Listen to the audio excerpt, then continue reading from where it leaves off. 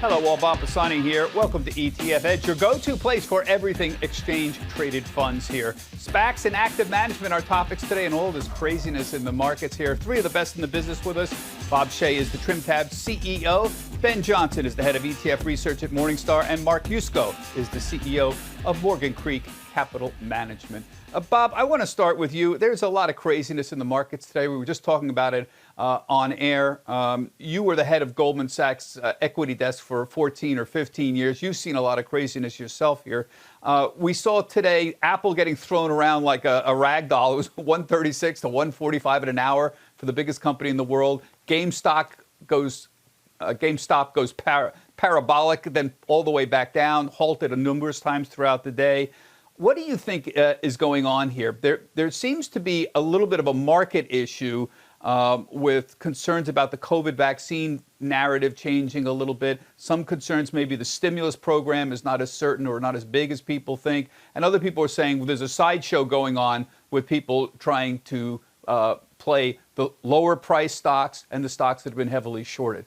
Can you spend a minute and just sort this out for us? Yeah, terrific. Thank you. First, thanks for having me, Bob. And yeah, I ran Goldman's equity trading desk back in the dot-com days as well. My desk was Cape Canaveral for a lot of the dot-coms, and as we've seen, there've been a lot of people writing and talking about the similarities between them then and now, and there are definitely some similarities, no question.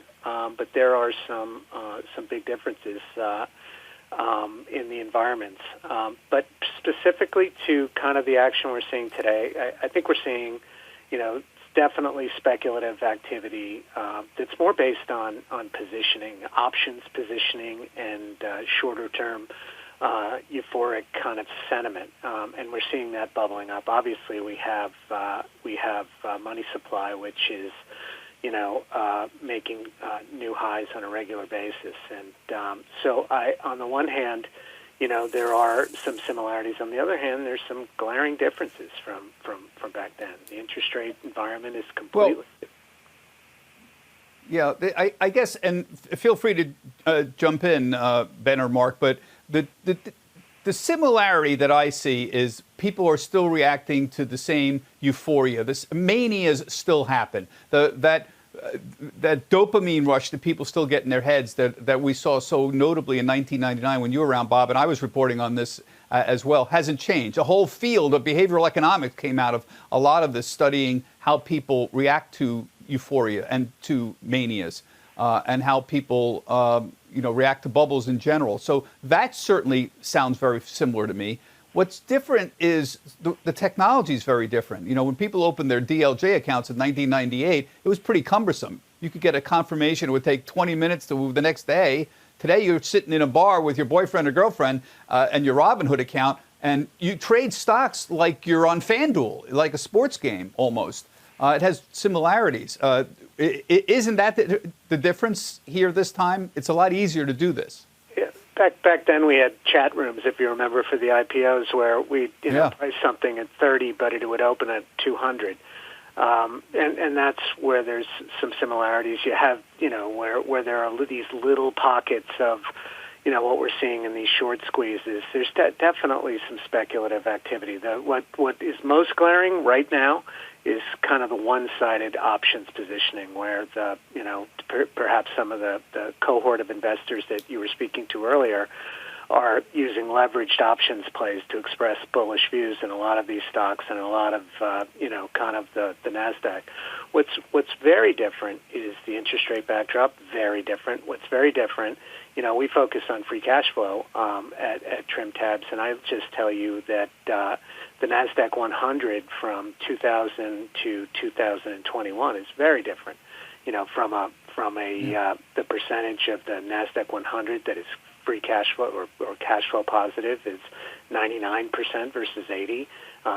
Free cash flow margins and free cash flow yield just much, much healthier. Now, does that mean we can't correct? Absolutely we can. But the speculation, it's not like if I look at the big glaring divergences that occurred towards the end of the 2000 into 2001, and they just don't exist with regards to credit spreads, et cetera, and big breadth divergences. Yeah.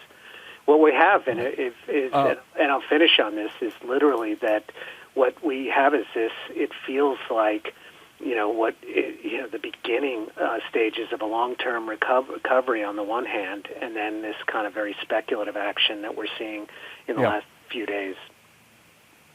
Yeah, that sounds right to me. Mark, I want to talk to you about SPACs, but I wonder if you can react to what Bob was saying there. I think he brings up a good point.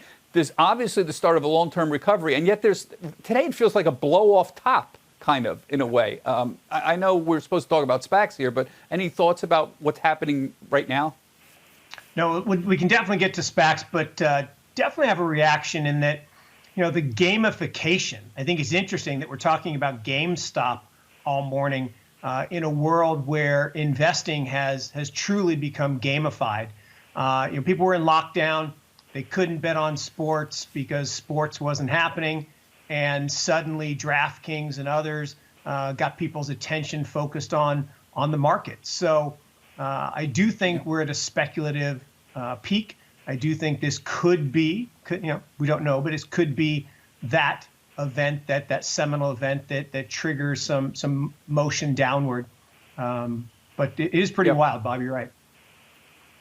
Yeah, Ben, your thoughts. You're an old hand. You've been watching the markets for many years as well. How does this kind of is it a blow off top in your opinion right now, or is something else going on? And how does it affect the world of ETFs? Yeah, Bob, I think the key term that Mark hit on is gamification. And what might be different today versus what we saw in 2000 is exactly what you've described. The fact that I can walk around with a supercomputer in my hand, make trades and make options trades all day, every day. In some cases, maybe allocating capital that arrived to me via a stimulus check into the markets, and see a little animated confetti drop out anytime I make some money in the market.